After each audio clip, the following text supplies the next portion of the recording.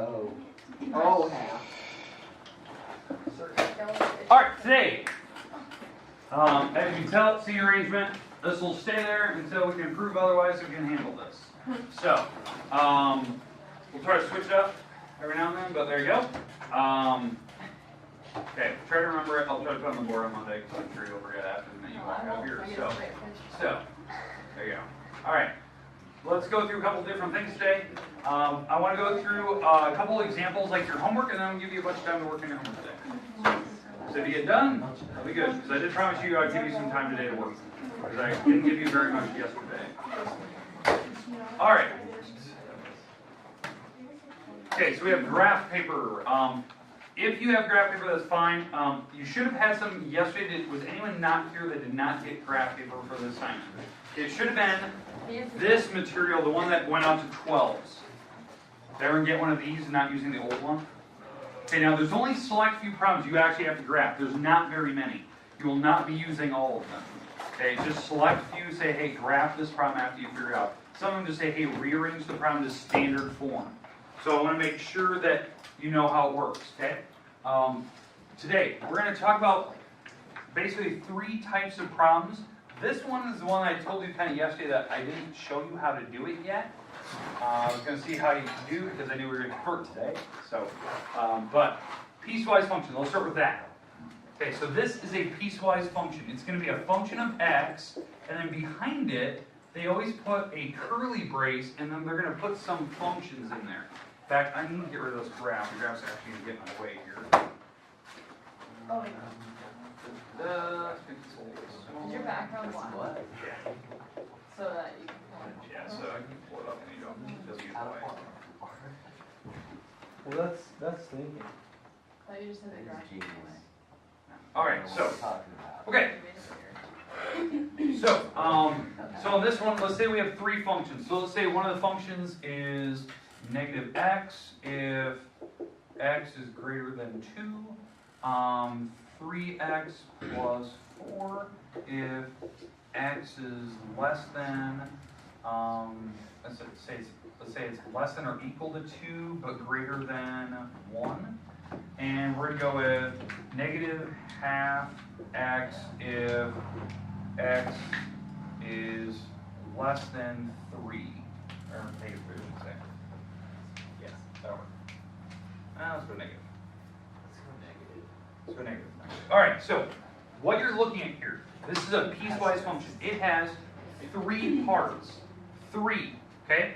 The 3 parts are 3 different drawings, and they have different domains. The domains that we have, anything that's above the number 2, 2 and this direction. Okay, that's what we're doing. That is not the drawing, by the way. That's just the domain. So that'll be this first graph. I'm going to try to color code. That graph will be in blue here. The second graph, I'm going to put it in green. Sorry for color code. But that one is between 2 and negative 1. So that's where that graph will take place. And then the last graph is anything that I'm going to put in black here that is less than negative 3, that is negative 3 in this direction. So the idea is that in a certain point in this graph, there's going to be some dots, there's going to be some arrows in certain spots, but there's 3 individual graphs, and they're not actually connected to each other. In fact, they may not even touch. The graphs might be actually like discontinuous, that's what they call it when they're not actually flowing from left to right side. In fact, the reason I know that is that there's a huge gap here. From negative 1 to 3, there is a gap of at least two integers here in gap. So I know it will be discontinuous at one point. But just graphing this, I'm going to start with the top one and how I do this. This graph is a linear function, so this is linear. They all should be linear, I just kind of made this up. It should be linear functions, and we're going to start with the number 2. I know this seems weird, like, it sounds like, oh, you can only pick numbers greater than 2. I'm going to start with 2, but I can't include it. Open circle. Open circle, okay? So you're always going to plug the first number that you see here, and I'm going numbers greater than 2. So I want to plug in, so I'm using this one first. In fact, I better go blue.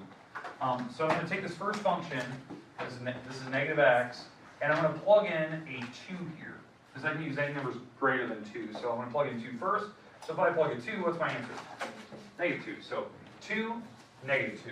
And that's an open circle there. The reason why it's open, not allowed to equal it. So it's an open circle. Now why I'm starting with that number and not like 3 is because I can use decimals. It didn't limit me. I could go 2.1. So that's why I'm starting with the number 2. And then we'll try another one. So let's pick a number that's obviously greater than 2. 3. 3. Okay, let's go 3. Well, if you plug in a 3 here, if you pick 3, because that number is greater than 2, so, you know, this is my function, right? So I'm going to plug in a 3 here. Well, that means my answer would be negative 3. So 3, negative 3. And that'll be a closed dot. Now, the reason why that's closed, I'm allowed to include any number bigger than 2. So that those could be closed dots. In fact, since it's linear, I know this is the direction it's going to go. Make sense? I can go any number greater than 2. Open circle at 2, closed everywhere else. Now, if you need to plug in a bunch of numbers, do that. But again, this is the formula you're using for any numbers greater than 2. Make sense? Yes. Middle graph now. Middle graph is a completely different function. It's this function, and we're plugging these numbers into it. What I always tell you, if they give you a limit, like you're going from this number down, use those 2 numbers, and then draw the line if it's linear. Okay, so my function is the 3x plus 4, right? So I'm going to be plugging in, for sure, my biggest number is 2. So I'm going to plug that in. And I can actually include it, because it can be equal to 2. So this will be a solid dot here. So that's 6 plus 4, so that's 10. So when I plugged in the number 2, it gave me an answer of 10 out of that thing. So I plugged in 2, it gave me 10, and that is a solid dot. As you can tell, definitely not continuous.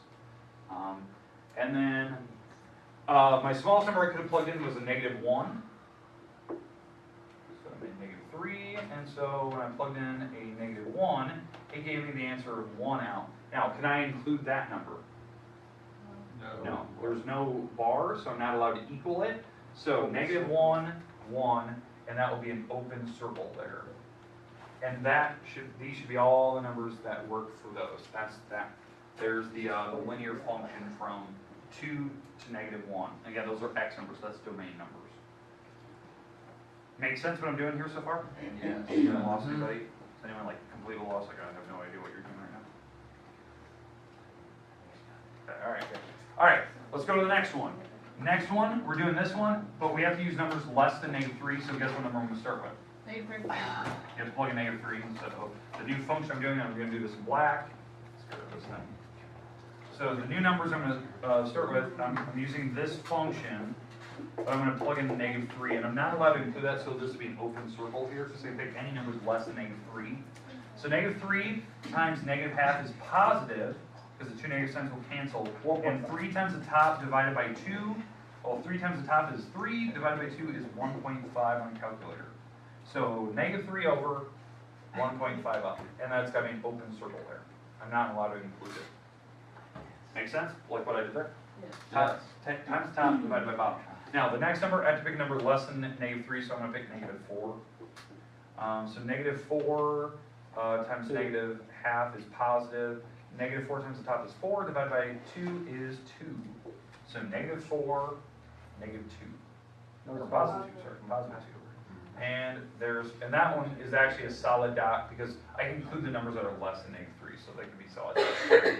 And so there's where the arrows are going. So this is definitely a discontinuous function. It's, you know, tons of breaks in the graphs, but they're all linear. They're all like some type of line. Make sense? Yes. No. Just kind of thinking out loud.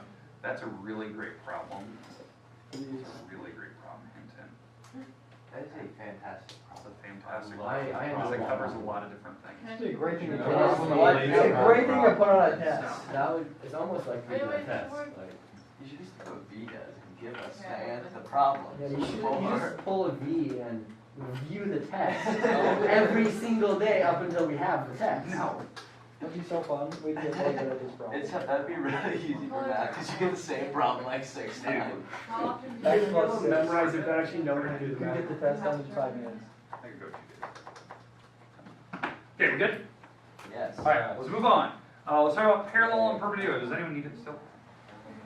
Good. Or we just talk about perpendicular. Okay. let's do a parallel problem. Unless you want, do we want a perpendicular? Yes.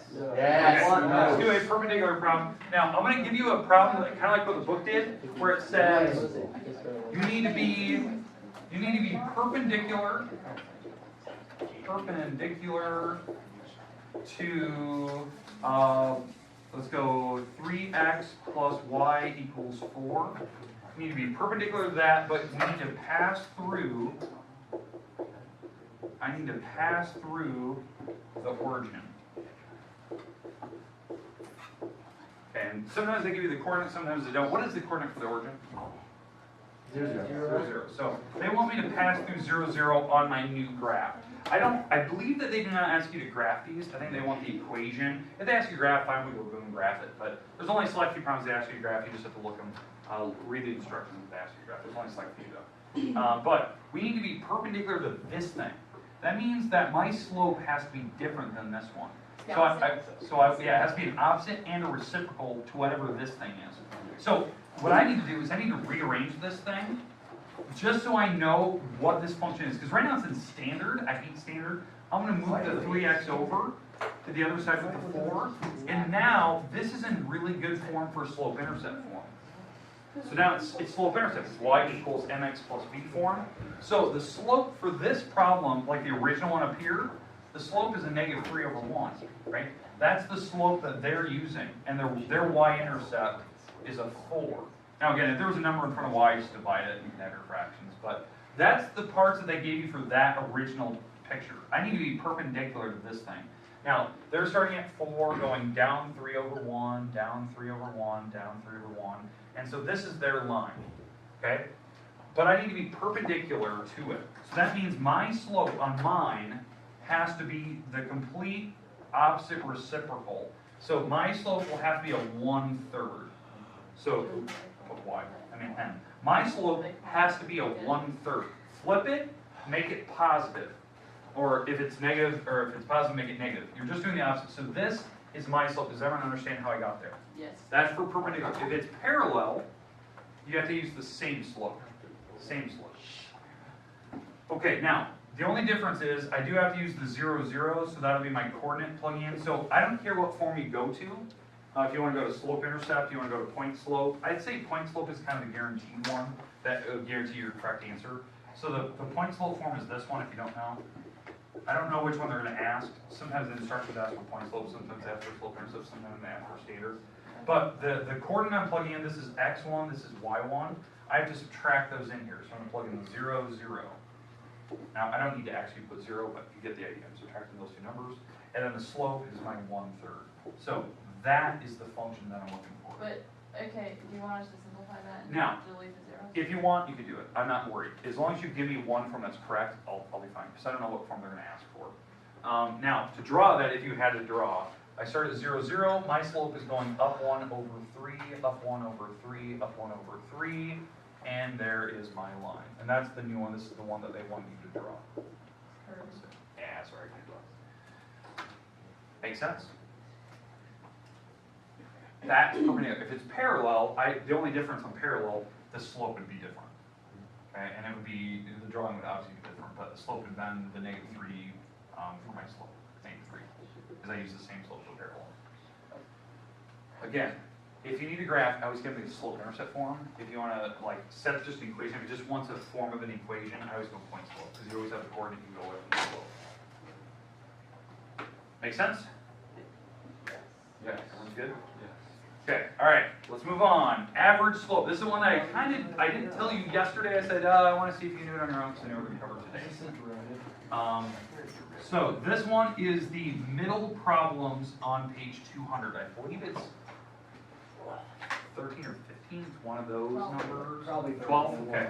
It's but how we need to attempt this problem is they're going to give you a function. So in fact, let me get rid of the graph here. They're going to give you a function. So let's say they give you my f of x. Let's say that's a 2x. And they're going to give me an x1 is, let's say, 4, and a x2 number is 7. And what the question asks for is they want the average slope. for this function? That is the question of questions. So, I'd like you to write it down, please. Wait, can we do this example right here? Okay. 13, is that what it is? Okay. Alright, let me erase the camera. Attack it like a savage. Alright. So let's talk about this problem here. They're giving you the function, the formula you have to use, and we need to use these numbers to help us find average slope. If you don't remember what average slope is, it's the slope formula that you've learned in Algebra 1, where you subtract the y numbers and you subtract x numbers. That's what an average slope is. It's the old school way of doing it. The problem is, I don't actually know what my y numbers are right now. They gave me x's.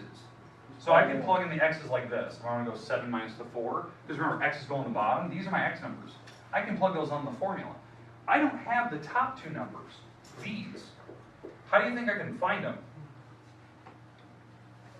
You plug it in. You're a grapher. Yeah, graph, but Plug just to the plug it in. Yeah, you take these numbers and you plug it into your function, because what this stands for is it stands for y. So if I plug in my x number, Boom, you it'll get give me the what? y number. So if I plug in 4 here, so 2 times 4, that's 8. That's my y number. So in fact, that'll be this number right here. Now, why I know that 8 is in the back? Because I plugged in the 4 and they should be above each other. So whatever number I plugged in, the y number should be above it that you plugged in. Okay? On the other one, when I plugged in a 7 here, so now I'm going to take the 7 and plug it into that function. Well, that's 14, and that would go here. And the reason why is that it should be above the 7, because that was the number you plugged in. So they have to go in the same order. So the y's are on the top, x's are on the bottom. Now when I subtract, we get, what is this, 6 on the top? 6/3. 6/3, and that simplifies it. So, And this is your average slope. Now if you want to leave it 2/1, if you want to leave it 6/3, it's fine. Whatever you need to do. Question? You don't actually have to solve anything out of it, but it's already written there. Like, you just decided your slope to 2. Yeah. So I didn't have to do any of that there. But they want to act. But that's how you do it. So, Alright. I know. You don't have to do So. that. I just realized. Not even that. Okay. We're good? Yes. Don't tell anyone. Alright. Let's go on. Alright. Here we go. Homework. Page 200. Everyone knows. 6, 7, 9, 12, 13, 15, 22, and then the other ones from there, 1, except pass it to 16. the origin. Y equals mx plus b. M is the slope.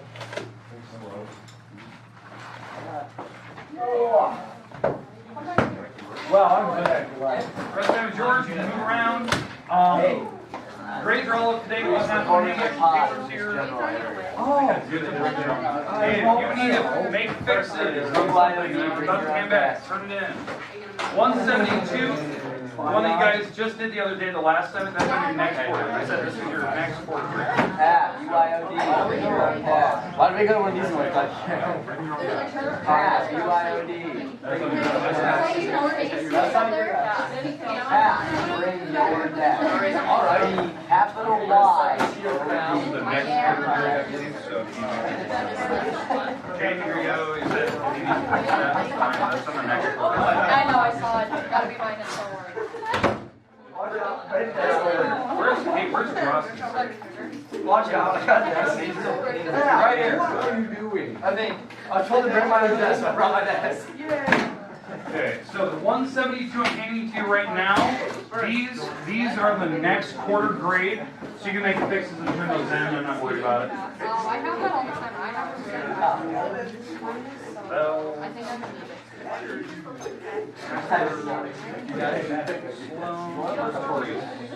No, my mom.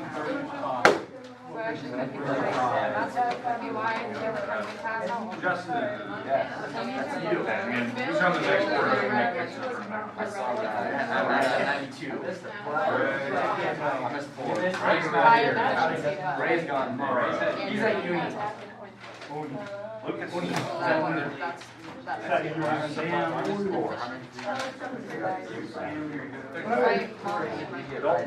Right here. I missed 4. Y'all missed it. You didn't. 11. Wait, no, I missed 4.